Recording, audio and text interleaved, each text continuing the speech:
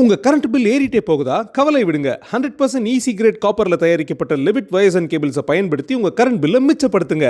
என்றென்றும் நம்பிக்கையுடன் Levit cables and wires. HiQE campus NEET crash 2026 revision attack. எங்க teachers உங்க டைம்ல இந்தியா ரேட்ல. உடனே ஜாயின் பண்ணுங்க. வெறும் ரூபாய் 4720 மட்டுமே. கரூர் எம்பி ஜோதிமணி கட்சி பிரச்சனை தலைவரித்தாடுது, ராகுல் காந்திக்கு எதிராக துரோகம் பண்றாங்கன்னு ட்விட்டர் போட்டு விட்டாங்க. அதை பத்தி பூரா பத்திக்கிட்டு இருந்துச்சு. இன்னைக்கு அகில இந்திய மேலிட பொறுப்பாளர் தமிழ்நாடு காங்கிரஸ் கட்சியினுடைய மேலிட பொறுப்பாளர் கிரீஷ் ஜோடங்கர் இன்னைக்கு பத்திரிகை சந்திப்பு நடத்தினாரு. அதில் நாங்கள் திமுகவுடன் தான் கூட்டணி பேச்சுவார்த்தை நடத்திக்கிட்டு இருக்கோம், தாவேக்காவுடன் பேச்சுவார்த்தை நடத்துவது என்பதெல்லாம் வதந்தி. ஆனால் காங்கிரஸ் தலைமை மீது திமுக ஒரு சந்தேக பார்வையோடு தான் இருக்கு. செல்வ பெருந்தகை போய் சந்திச்சிருக்கிறாரு. உங்க அகில இந்திய தலைமை என்ன நினைக்குது அப்படின்னப்ப செல்வ பெருந்தகை ஒரு விஷயத்தை சொல்லியிருக்காரு, கன்வே பண்ணியிருக்காரு. இல்லை கூட்டணி ஆட்சி அதிகாரத்தில் பங்குங்கிறதுல கொஞ்சம் விரும்புகிறாங்க அப்படிங்கிற மாதிரி ஒரு தகவல் சொன்னோடனே முதலமைச்சர் ஒரு மாதிரி அப்செட் ஆயிருக்காரு. தமிழ்நாட்டின் கூட்டணி கட்சியாக இருக்கிறப்போ 9 எம்பிங்கிற போது பெரிய நம்பரில் இருக்கிறாங்க. அதை முழுக்க ஜெயிக்க வச்சு திமுக தான் அப்படிங்கிறதுல மாற்று கருத்தே கிடையாது. காங்கிரஸ்குள்ள இருக்கக்கூடிய சிலர் என்ன பண்றாங்க அப்படின்னா, சிலர் இல்லை அகில இந்திய தலைமையை சிலர் ரிப்போர்ட் கொடுத்துட்டே இருக்காங்க. இன்னும் கூடுதலாக சொல்லணும் அப்படின்னா, தென் மாவட்டத்தில் இருக்கக்கூடிய ஒரு நாடாளுமன்ற உறுப்பினர் அவர் வேற ஒரு லாபி பண்ணி ராகுல் காந்தி மூலியமாக எப்படியா ராகுல் காந்தி விஜயை நம்ம முன்னாக்கிறணும். இன்னொரு தரப்பு உள்ளுக்குள்ளே இருக்கக்கூடிய RSS மனப்பான்மை இருக்கக்கூடிய ஒரு குரூப் இருக்கு. அவங்களுக்கு கொடுக்கப்பட்ட அஜெண்டா என்னன்னா, கூட்டணியை கழட்டி வெளியே கொண்டு வந்தது தான் அவங்களுக்கு வேலை. இது ஒரு கட்டத்தில் திமுகவுக்கு ஒரு பெரிய எரிச்சலை கொடுத்துருச்சு. ஏன்னா பிரவீன் சக்கரவர்த்தி வர்றாரு, 4.5 வருஷம் ஆட்சி நடந்துட்டு இருக்கு, பாத்தீங்களா யூபியையும் தமிழ்நாட்டையும் ஒப்பிட்டு ஒரு கணக்கு சொல்றாரு. சமீபத்தில் வரக்கூடிய செய்திகள், படிக்கக்கூடிய செய்திகள்லாம் பார்த்துட்டு தான் இருக்காரு. அதை நீங்க தமிழ்நாடோடு ஒப்பிட்டு பேசுறீங்கன்னா உங்க மண்டையில என்ன இருக்கப்ப, என்ன மனநிலையில இருக்கீங்க, என்ன ஒப்பிடுது? அது பாஜக காங்கிரஸ் தரப்பு இருந்த நிர்வாகிகளே கடுமையாக விமர்சனம் பண்ணாங்க. 50க்கும் மேற்பட்ட உலக நாடுகளில் 100 கோடிக்கும் அதிகமான ஆகாயம் தமிழ் பார்வையாளர்களுக்கு பேரன்பும் திருநன்றியும். ஆகாயம் நேயர்களுக்கு வணக்கம். திமுக காங்கிரஸ் கூட்டணிக்குள்ள குளறுபடிகள் ஏற்பட்டிருக்கு, சண்டை போட்டுட்டு இருக்காங்க. சீட் ஷேரிங்ல நிறைய இஷ்யூஸ் இருக்கு அப்படின்லாம் சமூக வலைதளத்தில் ஒரு பக்கமும், அப்படிலாம் எதுவுமே இல்லை, வழக்கம் போல தான் அந்த கூட்டணி இயங்கிட்டு இருக்குது. சீட் ஷேரிங் பற்றி பேசும்போது அதுக்கான நேரம் வரும்போது நாங்கள் பேசுவோம் அப்படின்னு இன்னொரு தரப்பும் காரசாரமாக விவாதிச்சுட்டு இருக்கிறாங்க. இப்போ சமீபத்தில் காங்கிரஸினுடைய மேலிட பேச்சாளர்கள், நிர்வாகிகள் கருத்து சொல்லியிருக்கிறாங்க. அது என்ன கருத்து, இதனால் அந்த கூட்டணிக்கு எப்படிப்பட்ட இம்பாக்ட் ஏற்படும் அப்படின்றதெல்லாம் நம்ம இப்போ பேச போகிறோம். மூத்த பத்திரிகையாளர் திரு சுபேர் அவர்கள் கூட. வணக்கம் சார். வணக்கம். என்ன சார் சொல்கிறாங்க காங்கிரஸ் தரப்பில் சீட் ஷேரிங் பற்றி? காங்கிரஸுக்கும் கோஷ்டி பூசலுக்கும் எண்ணெயும் தண்ணியும் பிரிக்க முடியாத மாதிரி இருக்கு. அது மாதிரி தொடர்ந்து போயிட்டு இருக்கு. நேற்று கரூர் எம்பி ஜோதிமணி உட்கட்சி பிரச்சனை தலைவரித்தாடுது, ராகுல் காந்திக்கு எதிராக துரோகம் பண்றாங்கன்னு ட்விட்டர் போட்டு விட்டாங்க. அதை பற்றி பூரா பத்திக்கிட்டு இருந்துச்சு. இன்னைக்கு அகில இந்திய மேலிட பொறுப்பாளர் தமிழ்நாடு காங்கிரஸ் கட்சியினுடைய மேலிட பொறுப்பாளர் கிரீஷ் ஜோடங்கர் இன்னைக்கு பத்திரிகை சந்திப்பு நடத்தினாரு. அதில் நாங்கள் திமுகவுடன் தான் கூட்டணி பேச்சுவார்த்தை நடத்திக்கிட்டு இருக்கோம், தாவேக்காவுடன் பேச்சுவார்த்தை நடத்துவது என்பதெல்லாம் வதந்தி. இவருடைய பேச்சு ஏற்றுப்பாங்களா இல்லை அதுக்கும் எதிர்கருத்து தானா? இல்லை, இவர் தான் மேலிட பொறுப்பாளர், இவர் தான் கூட்டணி சம்பந்தமான பேசிக்கிட்டு இருக்கிறாரு. அகில இந்திய காங்கிரஸ் தலைமையிலிருந்து இன்னும் அப்பாயின்மெண்ட் பண்ணப்பட்ட ஒரு நபர், அவரும் செல்வ பெருந்தகையும் பேசியிருக்கிறாங்க. இதுக்கு ஒரு அசரப்புரசலாக போயிட்டு இருந்த பல குழப்பங்களுக்கு முற்றுப்புள்ளி வச்சிருக்கிறாரு, நாங்கள் நடத்துகிறோம் அப்படின்னு. ஆனால் காங்கிரஸ் தலைமை மீது திமுக ஒரு சந்தேக பார்வையோடு தான் இருக்கு. ஏன்னா இப்போ எடுத்துட்டிங்கன்னா, சமீபத்தில் 1ஆம் தேதி இப்போ அரசியல் கட்சி தலைவர்கள் மத்தியில் போய் ஆசீர்வாதம் வாங்குறது, வாழ்த்து சொல்கிறதுக்கெலாம் ஏற்கனவே நடக்கும். இப்போ செல்வ பெருந்தகை போய் சந்திச்சிருக்கிறாரு. உங்கள் அகில இந்திய தலைமை என்ன நினைக்குது அப்படின்னப்ப செல்வ பெருந்தகை ஒரு விஷயத்தை சொல்லியிருக்காரு, கன்வே பண்ணியிருக்காரு. இல்லை கூட்டணி ஆட்சி அதிகாரத்தில் பங்குங்கிறதுல கொஞ்சம் விரும்புகிறாங்க அப்படிங்கிற மாதிரி ஒரு தகவல் சொன்னோடனே முதலமைச்சர் ஒரு மாதிரி அப்செட் ஆயிருக்கார். அப்செட் ஆன பிறகு அவர் போன பிறகு நிர்வாகிகளை கூப்பிட்டு பேசியிருக்கிறாங்க. எடப்பாடி பழனிசாமியை பொறுத்த வரைக்கும் அவர் தெளிவாக இருக்கார். நான் தான் முதலமைச்சர், ஆட்சி அதிகாரத்தில் பங்கு இல்லைன்னு சொல்கிறாரு.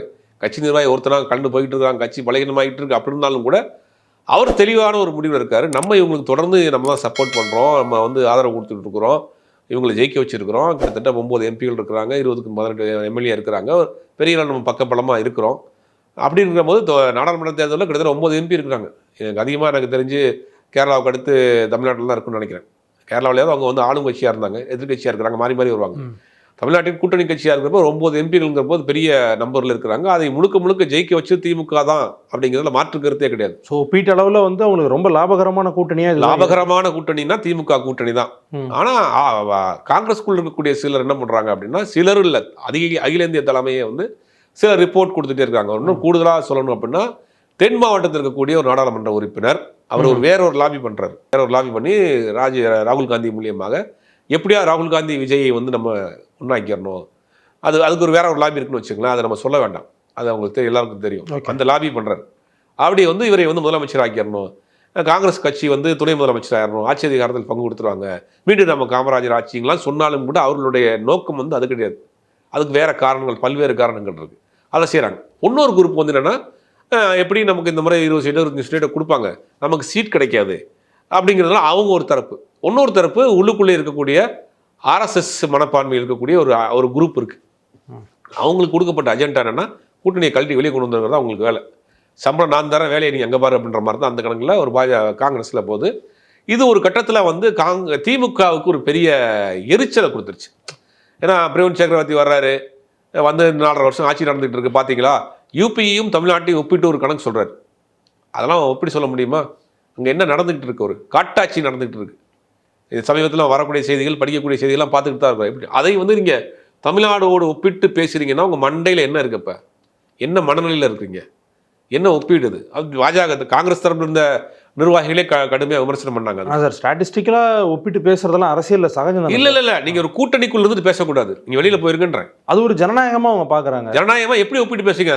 சரியான தரவாது, சரியான தரவோடு ஒப்பிட்டு பேசுங்க. இன்னைக்கு இந்தியாவிலேயே தமிழ்நாடு தான் உயர்கல்வியிலும் சரி, உள்நாட்டு உற்பத்தியிலும் சரி, கல்வியிலும் சரி, பொருளாதாரத்திலும் சரி, மருத்துவ கட்டமைப்பிலும் சரி, சமூக நீதியை பாதுகாக்கிற விஷயத்திலும் சரி, சாதி மத பேதங்கள் இல்லாமல் ஒரு மாநிலம் இன்னைக்கு பெரிய அளவில் வளர்ந்துட்டு இருக்குன்னா தமிழ்நாடு தான். நீங்கள் எதோட ஒப்பிட்டு பேசுவீங்க? யூபியை கொண்டு போய் தமிழ்நாட்டோட ஒப்பிட்டு பேசுவீங்களா? அப்போ அந்த ஒப்பீடு தப்பான ஒப்பீடு அப்படிங்கிறது தான். தப்பான ஒரு தகவலை வந்து ஒரு உள்நோக்கத்தோட, ஒரு வன்மத்தோட நீங்கள் பேசியிருக்கீங்க அப்படின்னா, அவருக்கு அகில இந்திய நிர்வாகி ஒருத்தர் வந்து பேசிட்டு போறாரு, விஜய் தொடர்ந்து பேசுறாரு, அப்போ நீங்கள் கண்டிச்சிருக்கணுமா இல்லையா? இப்போ திமுக நிர்வாகி ஒருத்தர் இருக்கிறாரு, ராகுல் காந்தியை பற்றியோ சோனியா காந்தியை பற்றியோ இல்லை திமுக காங்கிரஸ் ஆட்சி செய்யக்கூடிய ஒரு மாநிலத்தில் நடக்கக்கூடிய பிரச்சனையை பற்றியோ கடுமையான வாதத்தை தொடர்ந்து பேசிட்டு இருந்தா திமுக நடவடிக்கை எடுக்குமா இருக்காதா? கண்டிப்பாக எடுப்பாங்க. ஏன் நீங்கள் எடுக்க மாட்டேங்கிறீங்க? அதுக்கு பின்னாடி ஒரு அரசியல் இருக்கு. காங்கிரஸ் பழைய மாப்பிள்ளை சோக்குன்னு சொல்லுவாங்க ஊரில், பழைய புது மாப்பிள்ளை சோக்குன்னு, அந்த மாதிரி பழைய காங்கிரஸ் நினச்சிக்கிட்டு ஒரு வேலையை பண்ணிட்டு இருக்காங்க. எப்படி நம்ம வந்து ரைடு விட்டு மிரட்டி சீட் வாங்கணும், அந்த மாதிரி இப்போ வந்து என்ன பண்ணுறோம்னா விஜயை காமிச்சு மிரட்டி சீட் வாங்கணும்னு நினைக்கிறாங்க. அதுக்கு திமுக ஒரு நாளும் அஞ்சாது. திமுகவை பொறுத்த வரைக்கும் காங்கிரஸ் கட்சிக்கு 4%ங்கிறதெல்லாம் அதிகபட்ச வாக்கு. இன்னைக்கு பெருசாக கட்டமைப்பு கிடையாது, இளைஞர்கள் கிடையாது. திமுக அப்படி கிடையாது. BLO 2, 3 வரைக்கும் வந்துட்டாங்க. 10 பேருக்கு ஒரு நிர்வாகியை போட்டு கண்காணிச்சிட்டு இருக்காங்க, களத்தில் இருக்கிறாங்க. மக்கள் நல திட்டங்கள் போயிட்டு இருக்கு. இன்னைக்கு ஓய்வு திட்டம் கொண்டு வந்துட்டாங்க. 23 வருஷமா அரசு ஊழியர்கள், ஆசிரியர்களுடைய நீண்ட நாள் கனவு. ஆனால் ஆட்சி அதிகாரத்தில் பங்குன்றது எப்படி சார் தப்பாக இருக்க முடியும்? இல்லை, ஆட்சி அதிகாரத்தில் பங்குனா காலங்கள் முடிவு பண்ணும், அதெல்லாம் பேசக்கூடிய இடத்துல பேசணும். இப்போ நீங்கள் பொது வழியில் எப்படி பேசுவீங்க? உங்கள் அகில இந்திய தலைமை அவங்களோட பேசணும். நிர்வாகிகள் ஒவ்வொருத்தவங்க ஒரு கருத்து சொல்லலாமா? நீங்கள் 2003 அந்த மாதிரி ஜெயலலிதா இருக்கிறப்ப ஓல்டு பென்ஷன் ஸ்கீமை வந்து கட் பண்ணுறாங்க. அதுக்கு பிறகு 23 வருஷமாக போராடிட்டு இருக்கிறாங்க. 23 வருஷமாக போராடியவர்களுக்கு, அரசு ஊழியர் ஆசிரியர்களுக்கு இன்னைக்கு கவர்மெண்ட் வந்து அந்த 13,000 கோடி ரூபா அலாட் பண்ணி நீங்கள் கடைசியாக வேலையை விட்டு எப்போ நிப்பாட்டி நிற்கிறீங்களோ அதுலேருந்து 50% உங்களுக்கு வந்து பென்ஷன், பழைய ஓய்வூதிய திட்டம் 50% பென்ஷன். 10 வருஷம் நீங்கள் ஒரு கவர்மெண்ட்டில் ஒர்க் பண்ணிட்டாலே உங்களுக்கு பென்ஷன் வந்துடும். இந்த மாதிரி நிறையா இதை வந்து தேர்தல் வாக்குறுதியாக கொடுத்தாங்க, நிறைவேற்றிருக்காங்க. இப்படி மக்கள் நல திட்டங்கள் ஒரு பக்கம் போயிட்டு இருக்கு, கூட்டணிக்கான பேச்சுவார்த்தைகள் போயிட்டு இருக்கு. நீ கூட்டணிக்கான பேச்சுவார்த்தையில பொறுத்த வரைக்கும் நீங்கள் இருக்கிறதா இருக்கலாம், இல்லைன்னா போகலாம். மிரட்டி சீட் வாங்குறது, அப்புறம் வந்துட்டு வந்து இன்னொருத்தரை காமிச்சு சீட்டு வாங்குறதெல்லாம் திமுக நடக்காது. திமுகவை பொறுத்த வரைக்கும் இவங்க 3%, 4% இருக்காங்க. இதை ரீப்ளேஸ் பண்ணுறதுக்கு நிறைய கட்சி இருக்குங்க. OPS வெயிட்டிங்கில் இருக்காரு, டிடி வெயிட்டிங்கில் இருக்கிறாரு, தேமுதிக வெயிட்டிங்கில் இருக்கு. இவங்களுக்கு 25 சீட்டு கொடுத்து 25 சீட்டுக்கு வேலை பார்க்குறது யாரு? நீங்கள் தனியாக என்ன செய்ய போறீங்க? சரி, விஜய் கூட நீங்கள் போறீங்க, ஒரு சீட் ஜெயிக்க முடியுமா உங்களால? விஜய் கட்சி கட்டமைப்பு எங்க இருக்கு சார்? முடியாதுன்னு நம்ம சொல்ல முடியாதுல்ல. இப்போ இல்லை, கட்டமைப்பு எங்க இருக்கு? ஓட்டு நீங்கள் எப்படி கேரி பண்ணுவீங்க? அவர்கள் புதிய ஆட்கள், அவருக்கு அனுபவம் கிடையாது, உங்கள்கிட்ட ஆளே கிடையாது. உண்மை, யதார்த்த உண்மை இது. காங்கிரஸை நம்ம குறைத்து மதிப்பு இல்லை. இன்னைக்கு உள்ள காங்கிரஸினுடைய நிலைமை என்ன இருக்கு? அட்லீஸ்ட் தமிழ்நாடுங்கிறீங்க. தமிழ்நாட்டம் அகில இந்தியாவில் ஒன்றும் இல்லை. தமிழ்நாட்டோட நிலைமை என்ன இருக்கு? நீங்கள் பெருசாக உங்கள்கிட்ட இளைஞர் கூட்டம் கிடையாது, நிர்வாகிகள் கிடையாது. தாவேக்காவில் ஒரு கூட்டம் இருக்காங்க, அவங்களுக்கு அனுபவம் கிடையாது, பூத் ஏஜென்ட் கிடையாது பெருசா. இனிமேல் தான் அவங்க உருவாக்குறாங்க கட்டமைப்பை. நீங்க இப்படி பாருங்களேன், இங்க ஒரு கூட்டம் இருக்கு, இங்க வந்து ஒரு பெரிய ஒரு தொண்டர் படை இருக்கு, இங்க இவங்க கிட்ட வந்து அரசியல் அனுபவம் இருக்கு. 2 ஒன்று சேரும்போது ஒரு வெற்றி வாய்ப்பு. எங்க தொண்டர் படை யாருக்கு இருக்கு? தாவேக்காவுக்கு. காங்கிரஸ்க்கு தாவேக்காவுக்கு தொண்டர் படை ஒரு ரசிகர் கூட்டம் இருக்கிறாங்க. அனுபவம் வாய்ந்த காங்கிரஸ் தலைவர்கள் எங்க இருக்கிறாங்க? காங்கிரஸ் தலைவர்கள் எப்படி அவங்களை போய் பூத் லெவலில் எப்படி ஒர்க் பண்ணுவீங்க? இதெல்லாம் சிக்கல் இருக்கு, ப்ராக்டிக்கலா சிக்கல் இருக்கு. இங்கே அப்படி கிடையாது. 10 சீட்டால் 10 சீட் ஜெயிக்கக்கூடிய சீட். நீங்க வந்து 25 சீட் வாங்கி 18 ஜெயிக்கிறீங்க. ப்ரூவன் ஓட் பேங்கா? அது திமுகவுடைய ஓட் பேங்க், திமுகவினுடைய நிர்வாகிகள் செய்யக்கூடிய வேலை. காங்கிரஸ் நிர்வாகிகள் கொஞ்சம் கோஷிட்டாலும் பரவாயில்ல, யதார்த்தத்தை புரிஞ்சுக்கணும். நீங்கள் இன்னொரு பக்கம் போய் இப்போ நீங்கள் அகில இந்திய அளவில் திமுகவுக்கு காங்கிரசினுடைய தயவு தேவை. கடந்த முறை நீங்களே நாம பேசியிருக்கிறோம், அதை தொடர்ந்து பேசுகிறோம். இப்போ தமிழ்நாட்டை பொறுத்த வரைக்கும் காங்கிரஸுக்கு திமுகவினுடைய தயவு தேவை. அப்படி ஒரு கிவ் அண்ட் டேக் தான் அது. நீங்கள் அதை விட்டுட்டு அந்த யதார்த்தத்தை புரியாமல் விஜய்னு ஒரு ஃபேக்டர் வந்திருக்கு, அவரோட போய் நம்ம ஆட்சி அதிகாரத்தை பிடிச்சிருவோம் அப்படிங்கும் போது அது வந்து அப்படி ஒரு எண்ணம் இருந்ததுன்னா நீங்கள் போயிடலாம். உள்ளே இருந்துக்கிட்டே கொடைச்சல் கொடுத்துக்கிறது, ஒரு பார்க்கிங் பண்ணுறதுக்காக ஒரு ஆளை காமிச்சு மிரட்டி சீட் கேட்கறதுலாம் அதெல்லாம் பழைய காலம் சார். ஆனால் திரு செல்வ பெருந்தையவர்களுடைய கருத்தை தானே சார் நம்ம சீரியஸாக எடுத்துக்கணும். இது வந்து மற்றவர்கள் சொல்கிறத கடந்து போகலாம். மற்றவர்கள் சொல்கிறத ஏன் கடந்து போகணும்னா தொடர்ந்து ஏன் சொல்கிறா, யார் சொல்கிறீங்க, ஏன் இது வரைக்கும் ஏன் வந்து பிரவீன் சக்கரவர்த்தி மேலே நடவடிக்கை எடுக்கல, திருச்சி வேலுசாமி மேலே ஏன் நடவடிக்கை எடுக்கல? திருச்சி வேலுசாமி ஒரு வடி மேலே போய் ரொம்ப கடுமையான வார்த்தைகளை பயன்படுத்துறாரு கூட்டணிக்குள்ளே இருந்துக்கிட்டு. நீங்கள் ஏன் அவர் மீது நடவடிக்கை எடுக்கல? ஒரு திமுக நிர்வாகி தொடர்ந்து இந்த மாதிரி பேச ஒத்துக்குவாங்களா? மூத்த தலைவர் சார், அப்படி மூத்த தலைவராக இருந்தாலும் பக்குவமாக பேசணும், விமர்சனங்கள் வைக்கலாம் ஆட்சி அதிகாரத்தின் மீது. ஆனால் வந்து ஒரு வன்மத்தை கேட்கக்கூடாதுல்ல. அவர் அரசாங்கத்தின் மீது விமர்சனம் வைக்கலாம், ஒரு ஆட்சியாளர் மீது விமர்சனம் வைக்கலாம், தனிப்பட்ட தாக்குதலாம் வர போகிறாங்களா அவங்க? நீங்கள் தப்பான டேட்டாஸ் வேறு கொடுக்குறாரு பிரவீன் சக்கரவர்த்தி. யூபியோட இப்படி தமிழ்நாட்டை ஒப்பிடுவீங்க, இது எல்லாத்துக்குமே தெரியுமே தவறான தகவல்னு. அப்போ இது உங்களுக்கு உள்நோக்கத்தோட ஒரு வன்மத்தோட வேலையை பண்ணிக்கிட்டு இருக்கீங்க. அகில இந்திய தலைமை வந்து முடிவு எடுக்காமல் இருக்குது. மறைமுகமாக விஜய்க்கு நீங்கள் வேலை பார்க்குறீங்க, மறைமுகமாக விஜய்க்கு சப்போர்ட் பண்ணுறீங்க, விஜயை பாதுகாக்கக்கூடிய வேலை செய்கிறீங்க, அந்த பக்கம் ஒரு டீலிங் வச்சுக்கிறீங்க, இந்த பக்கம் ஒரு டீலிங் வச்சுக்கிறீங்க அப்படின்னு ஒரு குழப்பம் போயிட்டே இருந்ததுக்கு இன்றைக்கி அவர் வந்து ரொம்ப தெளிவாக தாவேகாவோட நாங்கள் கூட்டணி இல்லை, நாங்கள் வந்து இப்போ திமுகவோட தான் கூட்டணி சம்பந்தமாக பேசிக்கிட்டு இருக்கிறோம் அப்படின்னு போகிறப்ப இதுக்கு பின்னாடி என்ன நடந்திருக்கு அப்படின்னா, முதலமைச்சர் வந்து ரொம்ப ஸ்ட்ரிக்டாக சொல்கிறாங்க, ஒரு தெளிவான முடிவு எடுங்க, இருக்கிறதா தான் இருங்க, கிளம்புங்கிற மாதிரி ஒரு தெளிவான முடிவு எடுத்ததுக்கு பிறகு தான் இந்த பேச்சுவார்த்தைக்கு வந்திருக்கிறாங்க. அகில இந்திய அளவில் மல்லிகார்ஜுன கார்கே ரொம்ப தெளிவான ஒரு விஷயத்தை சொல்லியிருக்காரு. மல்லிகார்ஜுன கார்கே கர்நாடக மாநிலத்தை சேர்ந்தவர், ஒரு தென்னிந்திய அரசியல் அவருக்கு தெரியும், பல்ஸ் தெரிஞ்சதுனால என்ன பண்ணுறாங்க, திமுக கூட்டணிங்க தான் சரியாக இருக்கும், தொடர்ந்து நம்ம ட்ராவல் பண்ணிகிட்டு இருக்கோம். தமிழ்நாட்டில் காங்கிரஸ் கட்சியினுடைய பேஸ் என்னங்கிறது அகில இந்திய தலைமைக்கு நல்லா தெரிஞ்சிருக்கு. அப்போ அவர் சொல்லிட்டாரு, இந்த கூட்டணி தான் சரியான வாய்ப்பாக இருக்கும், சரியான சாய்ஸாக இருக்கும், நீங்கள் வந்து வேறு எதுவும் முடிவு எடுக்கக்கூடாதுங்கிற மாதிரி அவருக்கு ஒரு ஸ்ட்ரிக்டாக அங்கே பேசுனதுக்கு பிறகு தான் இந்த கிரீஷ் ஜோடங்கர் வந்து இன்றைக்கி வந்து நாங்கள் முற்றுப்புள்ளி வச்சுருக்காரு, வதந்திக்கு முற்றுப்புள்ளி வச்சுருக்கிறாரு. இனி அடுத்து எவ்வளோ சீட்டு, ஆட்சி அதிகாரத்தில் பங்கு அப்படிங்கிறதெல்லாம் இனிமேல் வரக்கூடிய காலங்கள் தான் தெரியும். ராகுல் காந்தி அவர்களை பொறுத்த வரைக்கும் ஒரு எலெக்ஷனுக்கு முன்னாடியும் ஸ்டேட் எலெக்ஷன்லேயே வந்து யாத்திரா போகிறாரு, அவர் ஒரு பக்கம் பேசுகிறாரு, தமிழ்நாட்டுக்கும் வந்திருக்காரு பல முறை, சமீபத்தில் சொல்கிறேன். இப்படியெல்லாம் அவருடைய உழைப்பு ஒரு பக்கம் போயிட்டு இருக்கும்போது சார், இந்த சின்ன சின்ன மிஸ்டேக்ஸ்னால இந்த கட்சி பின்னடைவில் இருக்கும்னு பலருக்கும் ஒரு எண்ணம் இருக்குது. ஏன் இவங்களை அப்புறப்படுத்துறதுல காங்கிரஸ் இவ்வளோ சிக்கல், உண்மையிலேயே பிரச்சனையாக இருக்குது? முடியலை.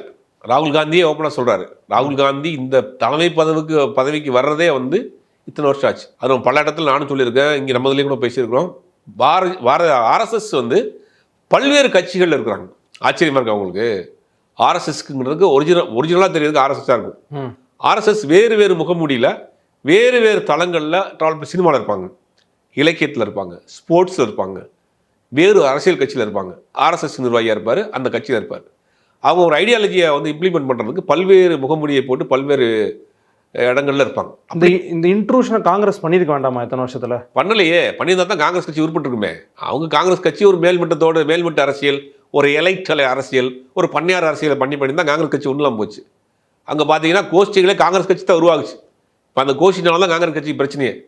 ராகுல் காந்தி இவங்க ஏற்றுக்கிறதுக்கே 10 வருஷம் ஆச்சு. இன்னைக்கு ஒரு தலைவராக இல்லையா சார்? இல்லை, தலைவராக இருக்கிறார்.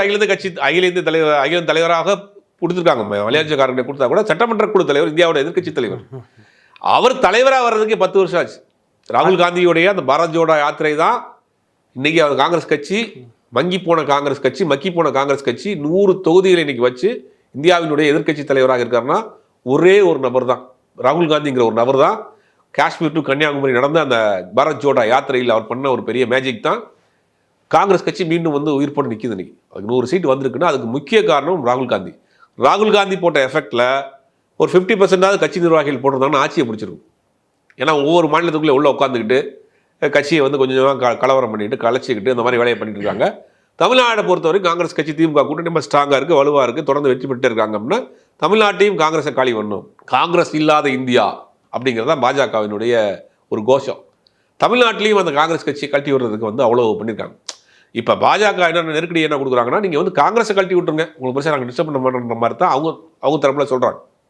திமுக தரப்புக்கு இருந்தாலும் கூட ஒரு கூட்டணி, மதச்சார்பற்ற கூட்டணிக்கு காங்கிரஸ் இருக்கிறது ஒரு ஐடியாலஜி. ஆல் இண்டியா லெவலில் வந்து அது ஒரு மார்க்கு, அப்போ இருக்கட்டும் அப்படின்னு தான் அவங்க நினைக்கிறாங்க. ஆனால் அதவே வந்து நீங்கள் வந்து ஒரு அளவுக்கு மேலே போய் வந்து அதை வந்து நம்ம என்ன சொல்கிறது, தானம் கொடுக்குற மாட்டேன் பல்ல பிடிச்சி பார்க்குறேன்னு பழமொழி சொல்லுவாங்க.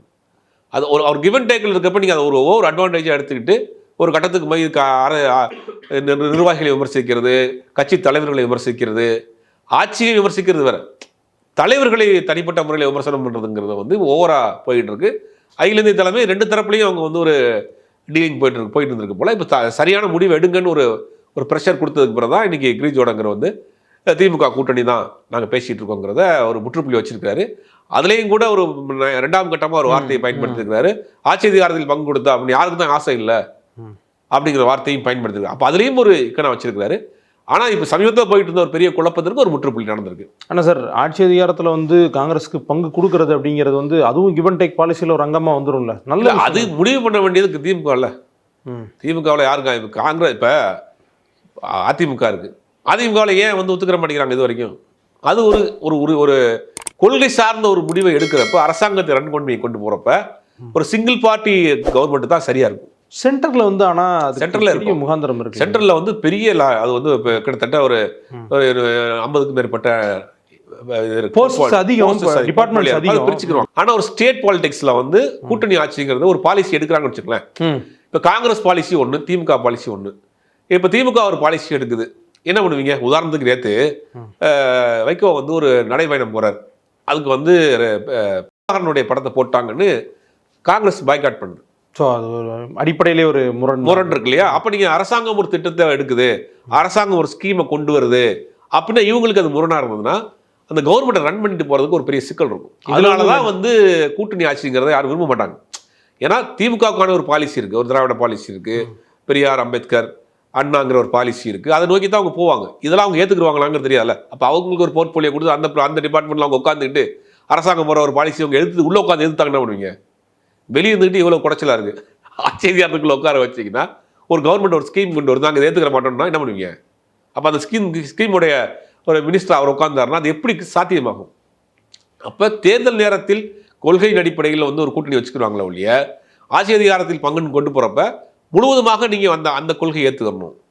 அதான் சொல்கிறேன், கூட்டணி வேற, ஆட்சி அதிகாரத்தை ரன் பண்ணிட்டு போகிறதுக்கு ஒரு சிங்கிள் பார்ட்டியாக இருக்கிறது தான் சரியாக இருக்கும். அதை தான் தமிழ்நாட்டில் இருக்கக்கூடிய கட்சிகள் பல ஆண்டுகளாக செஞ்சுட்டு இருக்காங்க. திமுக அதிமுக மாறி மாறி தான் இருக்கு. 2006 ஒரு சின்ன ஒரு மைனாரிட்டி கவர்மெண்ட்டாக இருந்தாலும் கூட சிங்கிளாக வந்து அவங்க ஹேண்டில் பண்ணிட்டு போனாங்க. கூட்டணி ஆட்சியில் உள்ளே கொண்டு வராமல் வெளியே இருந்து கொண்டு போனாங்க. அது வந்து சரியாக இருக்கும். அதனால தான் ஆட்சி அதிகாரத்தில் பங்குங்கிறாரு. விஜய்க்கு அதெல்லாம் தெரியாது. விஜய்க்கு வந்து ஆட்சியில் வரணும், முதல்ல ஆட்சிக்கு வரணும், அப்புறம் அந்த கூட்டணியில் பங்கு கொடுக்கணும், அப்புறம் ஒரு ஸ்கீம் கொண்டு வந்தால் எல்லா கட்சியும் அதை ஏற்றுக்கணும், அப்புறம் மூவ் பண்ணிட்டு போகணுங்கிறதெல்லாம் தெரியாதனால அவர் ஓப்பனாக வந்து முதல்ல கம்பெனி தந்தோடனே ஃபர்ஸ்ட் ஆஃபர் கொடுப்பாங்களோ அந்த மாதிரி கொடுத்து வச்சுருக்காரு. அதுக்குள்ளே ப்ராக்டிக்கலாக அது சாத்தியமா, அதுக்குள்ளே எவ்வளோ சிக்கல் இருக்குது அப்படிங்கிறத அவருக்கு புரியாதனால சொல்கிறாங்க. இவங்களும் அதை வந்து நம்பிக்கிட்டு இருக்கிறாங்க, ஒரு ஜெயிச்சிருவார், நம்மளை ஆட்சி அதிகாரத்தில் பங்கு கொடுத்துருவாருன்னு. இன்றைக்கி வந்து திமுக தரப்புல நம்ம தெளிவான முடிவு எடுத்துருக்காங்க. காங்கிரஸும் ஒரு தெளிவான முடிவு எடுக்கிறதுக்கு இன்றைக்கி ஒரு பேச்சுவார்த்தை நடத்திருக்காங்க. இந்த கட்சிகளுக்குள்ளே பெரிய கட்சின்னா ஆப்வியஸாக காங்கிரஸ், அதாவது பழைய கட்சி, ரொம்ப நாளாக இருக்க கட்சின்ட்டு. ஏன் சார் அவங்க தனியாக நின்று அவங்களுடைய லெகசியை வென்றெடுக்க முடியாதா? திரும்ப நீங்களும் காங்கிரஸ் எதுக்க வேண்டிய ஆள் தான் போல, எங்க போறீர்கள் ரோட்டுக்கா? அதாவது இன்னைக்கு அகில இந்திய அளவிலேயே வந்து பார்த்தீங்கன்னா கூட்டணி இல்லாமல் எந்த கட்சியுமே ஒரு தேர்தலை கண்டெஸ்ட் பண்ண முடியாத சூழ்நிலை இருக்குது இன்றைக்கி.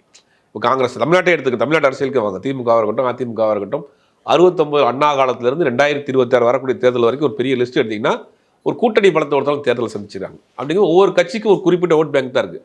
அதை மட்டும் வச்சு நீங்கள் வந்து வெற்றி பெற முடியாது. அதாவது விஜயகாந்த் வந்து 2006 தேர்தலில் வந்து தனியாக நின்று போட்டி போட்டார், 8% தான் வாங்க முடிஞ்சிச்சு. அப்போ அன்றைக்கி ஒரு வலுவான கூட்டணியாக இருந்தாருன்னா அவர் ஆட்சியை பிடிச்சிருப்பார். அப்போ கூட்டணிங்கிறது வந்து தமிழ்நாட்டில் மஸ்ட்டு. அப்போ தமிழ்நாட்டை பொறுத்த வரைக்கும் காங்கிரஸ் கட்சிக்கு என்ன ஓட் பேங்க்னு இருக்கோ அந்த ஓட் பேங்கை வாங்கி என்ன செய்ய போகிறாங்க? இப்போ கூட்டணியோடு இருக்கிறது தான் எல்லாருக்கும் பலனுங்கிறத புரிஞ்சு தான் எல்லா கட்சியும் கூட்டணி கூப்பிட்றாங்க. இது தெரியாமல் நீங்கள் காங்கிரஸ் தனியாக நில்லுங்கன்னா உங்களுக்கு எவ்வளோ ஆசை சொல்கிறேன் சார். அவங்க ஆட்சியை செஞ்சுருக்காங்கல்ல, எவ்வளவு ஆசை அவங்களுக்கு காங்கிரஸ் தனியாக நின்று. எனக்கு எந்த கட்சி சார்பும் கிடையாது சார், நான் ஒரு நெறியாளராக இருக்கேன். ரொம்ப நன்றி சார். நன்றி. உங்க கரண்ட் பில் ஏறிட்டே போகுதா? கவலை விடுங்க. 100% ஈஸி கிரேட் காப்பர்ல தயாரிக்கப்பட்ட லெவிட் வயர்ஸ் அண்ட் கேபிள்ஸை பயன்படுத்தி உங்க கரண்ட் பில்லை மிச்சப்படுத்துங்க. என்றென்றும் நம்பிக்கையுடன் Levit cables and wires. HiQE campus NEET crash 2026 revision attack. எங்க டீச்சர்ஸ் உங்க டைம்ல இந்தியா ரேட்ல. உடனே ஜாயின் பண்ணுங்க. வெறும் ரூபாய் 4720 மட்டுமே.